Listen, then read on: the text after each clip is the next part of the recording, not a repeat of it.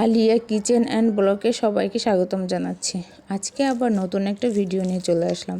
আশা করি সবাই ভালো আছেন। তো আজকে যে রেসিপিটা দেখাবো সেটা হচ্ছে দুর্দান্ত স্বাদের একটা ভর্তার রেসিপি। বেগুন আর টমেটো এই দুইটা উপকরণ দিয়ে আজকের এই ভর্তাটা করব। খুবই টেস্টি। আর এটা কিন্তু শাহবাগ বলেন, পুরান ঢাকা বলেন, খুবই পপুলার এই ভর্তাটা। তো সেই ভর্তাটা নিয়ে চলে আসলাম। পুরো ভিডিও কিন্তু দেখতে থাকবেন। তো তার জন্য এখানে নিয়েছি 2টা টমেটো আর বড় সাইজের একটা বেগুন। আর এটাকে আমি পিস করে সুন্দর করে কেটে নেব। তো প্রথমে আমি বেগুনটাকে কেটে নিচ্ছি, এভাবে পিস করে কেটে নিচ্ছি। তো এই বেগুন আর টমেটো কিন্তু একটু সিদ্ধ হবে না, এটা আজকে ভেজে তারপরে হচ্ছে ভর্তা করব। তো আমরা সাধারণত কিন্তু ভর্তা করি সিদ্ধ করে, কিন্তু এই ভর্তাটা কিন্তু কোনো সিদ্ধ ছাড়াই হবে। তো এখন যে 2টা টমেটো নিয়েছি বেগুনের মতো, সে দুটাও কেটে নেব। তো এভাবে সুন্দর করে কেটে নিচ্ছি।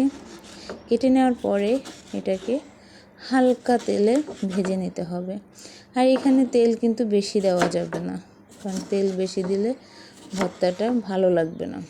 এজন্য যতটুকু পারি একটু পোড়া ভাব রেখে হালকা তেলে এটা একটু পোড়া করে নিতে হবে, তাহলে কিন্তু টেস্ট ভালো হবে।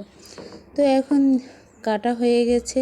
এবার নিচ্ছি হচ্ছে একটু লবণ আর হলুদটা নেওয়ার কারণ হচ্ছে কালারটা খুব ভালো আসবে। তো এটাকে আমি লবণ আর হলুদ দিয়ে ভালো করে হাত দিয়ে মিশিয়ে নিচ্ছি। এভাবেই এই ভর্তাটা করলে খুবই ভালো লাগবে।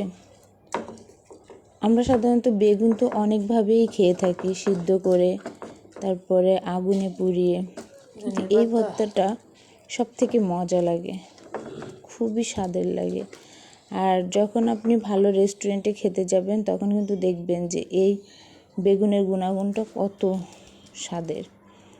তো এখন আমি একটা ফ্রাই প্যানে কিছুটা তেল নিলাম। আর এখানে কিন্তু ভর্তার জন্য অবশ্যই সরিষার তেল অ্যাড করতে হবে।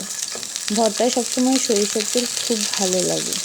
আর সরিষার তেল ছাড়া কিন্তু ভর্তা একদমই বেমানান। তো এখন আমি বেগুনগুলোকে এভাবে পোড়া করে ভেজে নিয়েছি। একটু সময় বেশি লাগলেও আপনি অবশ্যই একটু পোড়া করে নেবেন, কারণ পোড়াটাই বেশি ভালো লাগবে। আর দেখুন আমি কিন্তু একদম অল্প পরিমাণে তেল দিয়েছি, কারণ বেগুন এমনিতেই তেল শোষণ করে, তারপরে বেশি লাগলে কিন্তু খারাপ লাগবে, এজন্যই। এবার দিয়ে দেবো হচ্ছে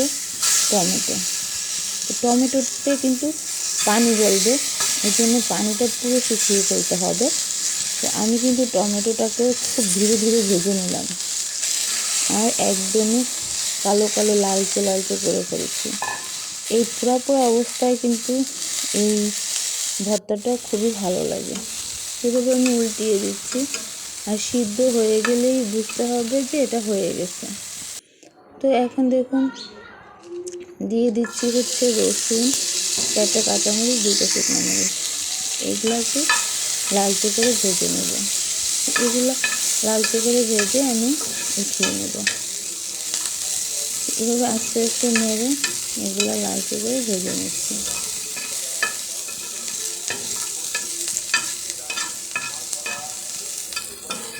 আর আমি সবসময় একটু রসুন বেশি দিয়ে থাকি ভর্তায়, টেস্ট বাড়ানোর জন্য। এই যে আমার হয়ে গেছে সব কিছু রেডি, এখন ভর্তা করলেই হয়। আর রেখেছিলাম হচ্ছে কাঁচা পেঁয়াজ কুচু করে কেটে। তো আমি সবসময় ভর্তার জন্য কাঁচা পেঁয়াজটা কুচু করে কেটে রাখি। তো এখন কাঁচা পেঁয়াজে স্বাদ মতো লবণ দিয়ে দেব, তারপরে হচ্ছে এটাকে হাত দিয়ে মিশিয়ে নেব। আর হাত দিয়ে মিশালে কিন্তু সব ভর্তাই বেশি ভালো লাগে। যদিও একটু ঝাল লাগবে হাতে, তারপরে কিছু করার নেই। হাত দিয়ে যদি ভর্তাটা করা হয় তাহলে কিন্তু ভীষণ স্বাদের হয়।